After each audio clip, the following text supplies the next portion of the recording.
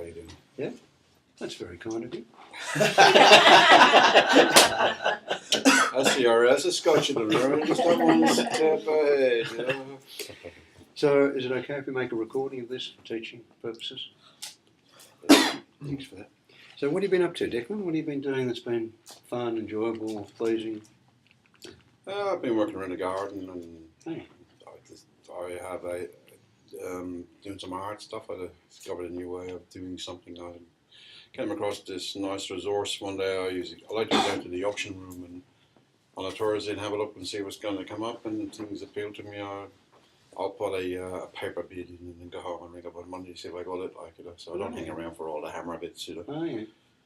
And I happened to score a box of rolls of all these different gauge copper wires and stuff like that for $100, and thought, this is good. I'm happy with this. So it'll be useful for something when I want to do it.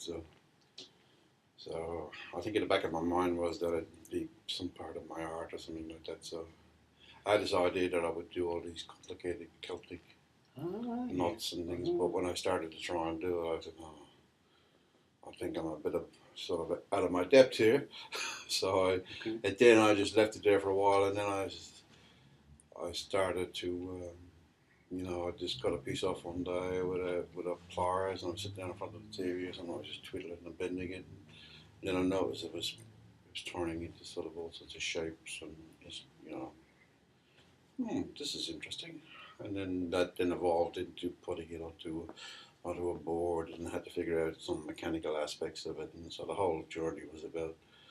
So when I actually had finished, I had 4 pieces of work that taught me a lot about what this can do, what I can use it for, and so I've been out buying extra little tools and things, because now I've went and bought a whole heap of new board, and I've got all of these ideas in my head for these art pieces. Okay. So it'll probably manifest it out of about 30 or 40 pieces of work. Oh, my goodness. So, and this started with a collection of copper wire? Just started with me just walking around the auction. Yeah, not knowing how it was going to develop. Not even know what I was looking for. What is it about that? There's something about that not knowing what you're looking for that appeals to you. I think it's just like it's just going and being somewhere, and things happen now and things, because it was my lunch break and I didn't want to go back to the office. I wanted to walk around. I wanted to have some just to be in life and look at old things and whatever, just to go somewhere different. So that's how it started. Yeah, so you weren't kind of trying to achieve anything. You're just in the experience of life and wondering and exploring and walking. Just sort of, and there it is. And it evolved. And it's still evolving. It's still evolving, yeah. And my belief in the future is that it will evolve into something else again. Yes, indeed. Okay. So that's what's... Lovely. And you said you've been doing some gardening too? What have you been gardening, yeah. My wife and I, she does a lot of grows food and stuff like that, and I do a lot of the donkey work for her, like building things and structural stuff. And she's the brain, you're the brawn. Yeah. So and it's all part of like a big canvas. We're all creating around this. Whatever it is that's evolving, so it's just sort of happening. Oh, so the garden's evolving too? Yeah, well, it always does, doesn't it? It does. It does. Hopefully. Otherwise it stays the same. Well, it's a lot of mowing and, that type of thing. So cut the trees down, overgrown bushes and, chopping wood, whatever, Yeah, so you're in that too, by the sound of it. And that's evolving, and you don't know exactly how it's going, but it's... Just sort of happens, yeah. Just happens. Every day it just happens. Every day it just happens. Yeah. No, that's great. So, some problem that you wanted to do something about? Yeah, it's not really a problem. It's more of a concern, really, And it's niggling me. It's been niggling me for quite a while. Okay, it's just about remembering stuff, Yeah. And then I thought, I'll try. What is it? Then I started to ask myself questions, and then all of a sudden it dawned on me to ask myself the question, what was missing? And then I discovered what was missing was a voice recorder. Voice recorder. Well, you've got one of those. Got it. So next, we've got that problem solved. What else have we got? So, right, okay. Well, What's missing is a voice recorder. You got a voice recorder, yeah, okay? And the problem I got with it now is because I'm not brilliantly technical with computers and things like that. Mm. Loading it up into the system and so last night my battery on my computer decided it would die or something. So that really annoyed me. Yeah. So I suppose I would like to be able to feel confident that I can remember better. How come this is an issue for you? Some people say, "Oh, I can't remember," and who cares? It doesn't. Yeah, well, I kind of worked it out that when I was growing up as a kid, I used to shut myself off because my mum used to say negative stuff all the time, so I didn't want to hear it. So I learned to cut it out. Forget that. I didn't want to hear it, because it was negative talk. So it didn't mean I didn't love my mum or any of that sort of stuff. It just meant that it was uncomfortable. I didn't want it, Sure. But what happened was that it's become like a pattern in my life, that where I can just completely zone out and not hear somebody talking to me. The fact that a person can introduce themselves to me and say, "Oh, hello, I'm James so and so," and in 5 minutes I forget what James's name was. Yeah. Okay. Within that flash, So yeah. I don't know what I. Yeah, I find it a bit if you tuned off for it, if you shut it out, how could you possibly remember it? Yeah. If you didn't hear it, how could you remember it? Okay. And it's important for you to be open to that, to hear someone's name, to connect with that experience, to be in that experience. Because otherwise you disconnected from them or from... Yeah, I just feel I feel it's disrespectful because I work with people, and my job is to work with people and give customer service for the want of words. Okay. And to pay attention, Right. And if I'm not doing that, then my ethics are challenged. Okay, and that feels disrespectful to you. Yeah, if you respect someone, you should be listening to them, you should remember their name. Okay. So that's important to you. Yeah, it is important to me, yeah. Okay. So you said that what was missing for you was a voice recorder. Mm. But what I'm starting to wonder about is not so much recording, but having yourself hear what's happening. Be present to what's being said. So that if you are present, if you're open to hear it, maybe there's a chance of you remembering it. Because if you don't hear it, then how can you remember it? That's what I'm thinking. I don't know whether that fits for you or not. Well, it sounds very logical, yeah. Does it? It sounds logical. Sounds logical. Sounds logical, yeah. Well, if you were more present, or you were more open to hear what someone says and hear their name and hear, what they're about in a respectful way, do you think that would make it more likely that you'd remember, or less, or wouldn't make any difference? What's your guess about that? I would have to agree with the statement that if I heard what they said, then I would remember. Oh, okay. I agree with that statement. Oh, okay. So that seems respectful to you then, to notice that what's missing for you isn't remembering, but hearing. Mm. I didn't think of it that way before. All right. Well, now, can we do a little bit of copper work? Is this copper wire that you use? Copper wire, yeah. Just old telephone wires. Telephone wires, okay. So if you were to allow yourself to remember the feeling, the experience of working with that copper wire, not necessarily trying to create something intentionally, but more just listening to the wire respectfully, with the pliers and with those other tools that you're accumulating. And then as you listen to the wire and the way it responds and you're respectful to it and the tools that you've got, if you were to somehow begin to focus on that experience,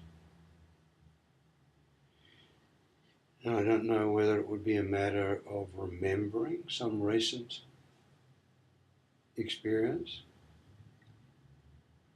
whether it really happened, or whether you could just imagine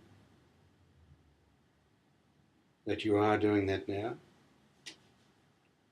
And you're working with that wire, different thickness, different characteristics, and you're listening to how and responding to how it bends and doesn't want to bend and how tight, or I don't know what I'm saying. But if you're just to be in that and really pay attention, really be present to the wire and the shape that begins to happen. And if you can allow yourself to be in this experience, and I don't know whether it may be almost at the same time, you could be in the garden, building this, adding that, cutting this, trimming that. Not necessarily planning, but when you're cutting an overgrown bush, to somehow listen to that.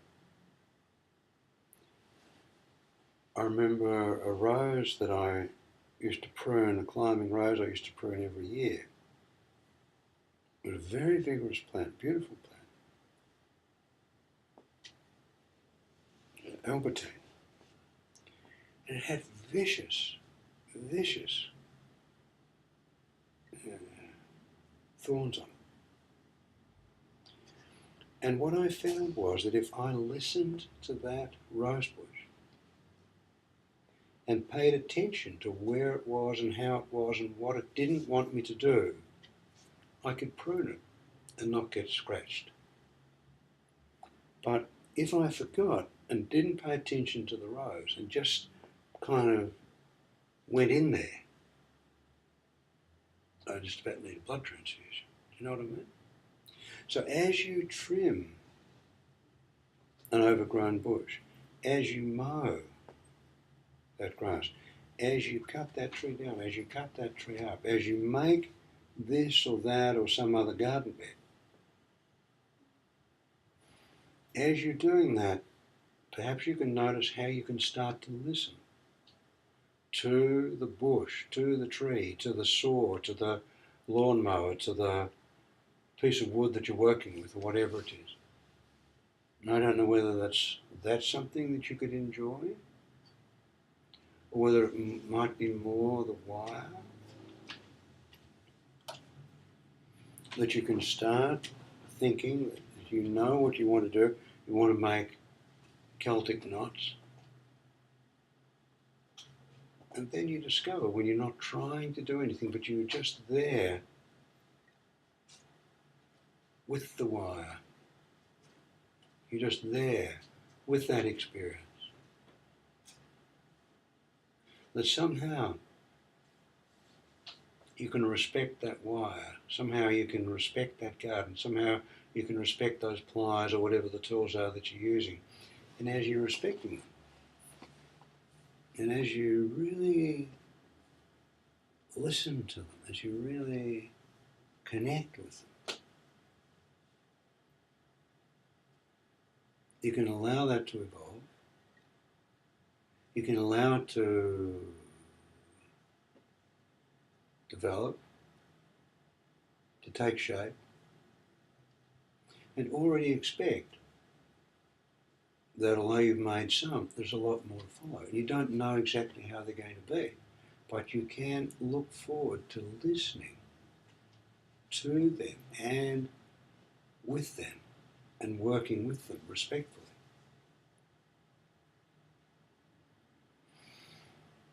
And I just wonder, Declan, if as you could imagine working in the garden, or if you could imagine working with that wire, playing with that wire, dancing with that wire, to notice how it is for you to be in that experience, in life, with that experience. And just let it evolve. How does that feel for you to be in life with that wire, with that garden, with that experience? What does that feel like? I keep feeling there's a telephone. You keep feeling? Like there's a telephone. The telephone? I keep seeing a black telephone. Okay. And for some reason the wire and the phone is connected. Okay. So could you imagine that you've got a black telephone and that somehow could be part of the, I don't know what you call it, a sculpture, I don't know what you call it, but whatever it is, doesn't matter what you call it. But if you were to incorporate that black telephone with the wire, can you watch that happen? Mm-hmm. And if you listen to the shape of the phone, the telephone, and you listen to the way that wire wants and doesn't want to go and can and is reluctant to, and just stay with that, play with that, let that evolve. As if that work that you're working on has a life of its own, you can be in that life. And what's happening as you do this? I have to sit still and the phone rings. Yes. I hear everything. Yes. The person on the other end says stuff and I can hear it. You can hear it. And I notice that when I get phone calls at home or work or anywhere, I pay attention to what's being said. Okay. And I didn't notice that before. Okay. So you could always ask someone who you want to remember a conversation to sit in front of you and ring you, and you could speak on the phone, even though you're in the same room. I remember reading about a woman who was complaining about her husband, who's a therapist, who would never talk to her. They could never have a conversation. He was always too tired after work, too busy. Eventually she got the bright idea. She rang his receptionist and made an appointment to go and see him. That way, she had an opportunity to speak. They had an opportunity to speak to him. They had to create that. She had to create that. And I don't know if they continue to do that, or once they've done that, they somehow knew how to listen to each other. But in any case, if you can imagine that you and I are here having a conversation, could you imagine that? Okay. And could you imagine that you and I are talking on the phone? That I'm talking not to you, but on my phone to you on your phone. Mm-hmm. And then to notice how you can hear that, almost as if there are some wires connecting what I say to what you hear to what you can experience, to what you can experience, connected to your remembering, to your experiencing, to your being present. Because you can really hear that. And what's it like for you to be here knowing that you and I are talking and imagine that we're talking on the phone? It's pretty good. Pretty good? Mm-hmm. And the reception clear enough? You can hear what I'm saying clear. clear enough? Yeah, good. Very clear. Very clear. No static, nothing is. Yeah, it's almost like we're in the same room together. Like we're in the same room. Yeah. Telephones are wonderful these days, aren't they? The way you can have that experience as if you're right next to someone as they're talking, and you can hear that clearly. And can you enjoy that? Can you enjoy listening and hearing and knowing that you're remembering this? Mm-hmm. I feel very quite confident that everything you're saying to me is getting through. Yeah, well, it is, because you're listening. Mm-hmm. You hear it. You're receptive. You're receptive, yeah. And if you can somehow pay attention to your experience of being receptive,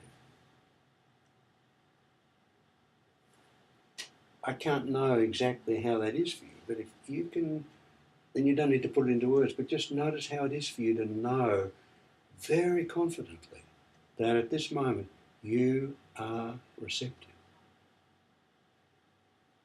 And to notice that feeling, learn it. Really pay attention to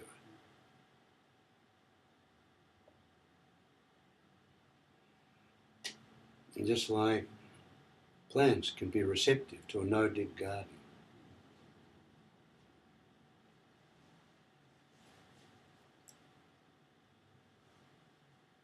and just like a bush that's got out of hand can be receptive to being pruned.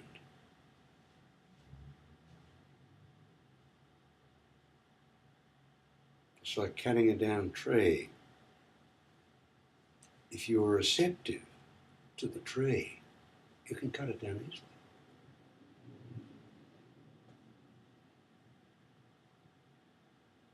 Do you use a chainsaw to cut the tree down? Sometimes I use it for limbing. Sometimes you use it for limbing, like big. My wife doesn't like lawyers and machines. So, but when there's a big limb, we have to, use a bit of excess power. Oh, I don't even know what that is. But you know what it is. And you know how to be receptive to it. When you're receptive to it, it works well. We've got a little electric chainsaw. And I notice when I'm not receptive to that chainsaw, it doesn't cut or it kicks or it does, I don't know what. But when I'm tuned into it and I'm receptive to the chainsaw and to the wood, and everything goes smoother, easily, nicer. Does that make sense? Mm-hmm. So I don't know, Declan, whether it's going to be useful for you to actually imagine that you are talking on the phone to someone when you're not.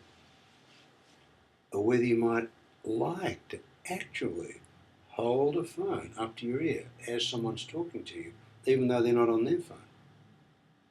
Or whether you could imagine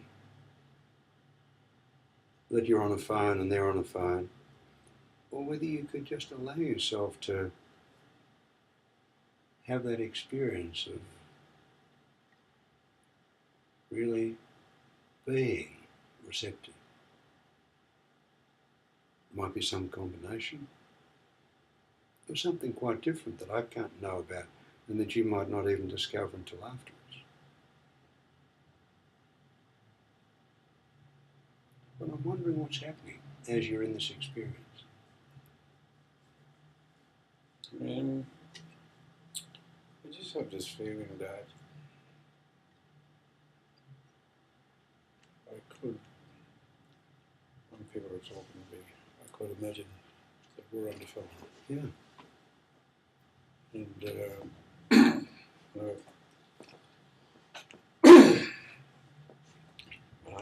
it would feel comfortable.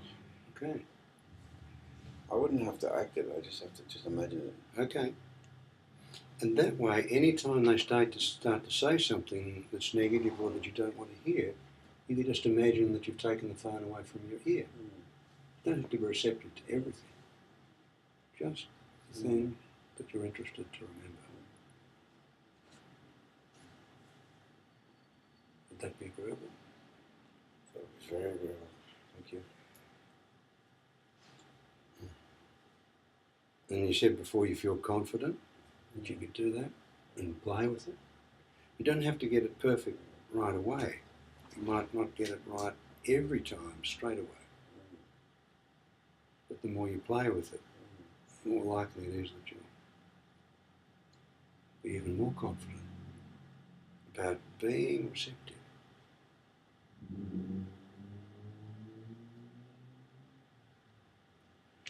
Now, is there anything else that would be useful for you to say, or for me to say, or for you to do? No, I think that's pretty good. Good. That fits very well. Well done. And I think we can even wonder, where did that telephone come from? But it came from you. When you mentioned telephone before you sat with it. Well, I made a connection to the copper wire. Because the copper wire is all telecom wire. It's prime. It's prime condition. It's unused. It's actually got even got fabric all wrapped around it and stuff like that. So, But you were receptive to what that wire was telling you. yeah, well, copper wire, phone, Yeah. hearing, natural flow.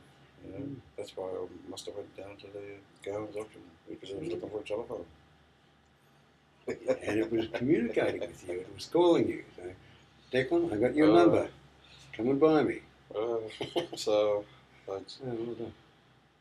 so if you see me standing around like this, oh, sorry. Sorry. Or one of those things that people wear on their Actually, ear. that's not a bad idea. I could get one of those. Yeah. Could you put that on while we have a conversation? And like I said, you probably won't need to do that, but it's you could imagine it, or you could do it if you needed to, and you can play with it. No, it's just there's a beautiful connection between the copper wire and the phone. It is a beautiful. And my worry that I wasn't hearing, so I think it's lovely. It's absolutely beautiful. Yeah, it all fits together like it does. Like a well-engineered cog. Exactly. So yeah, wow. And like a Gaelic knot, once you've made it, you can't untie it. No, and you've made that. I have. That's right. Meshing together Oh, very well. Yeah. All right, is that a place we might stop? That's very good, Rob. Thank you very much. Well, thank you for that. being willing to play. Yeah, that was very useful. I came in here with a completely different idea, and this whole thing just went. And it makes perfect sense to me. It's an example of what Erickson said, that when a client comes with a problem, they bring the solution, only they don't know they bring the solution. To have a nice time talking with them, to help them to discover the solution they brought, which you did, without knowing that they brought it, and discovering it. That's right. There was another thing that sort of popped into my head too, was that this is the right time to be discussing this. For some reason, I don't know why this is the right time for me to be here to discuss this. Okay. And just like it was the right time for you to go looking at the auction. Yeah. Like a natural order or a sequence or something. Okay. Wow, that was very good. Shall we stop? That's definitely what my sitting in the electric chair.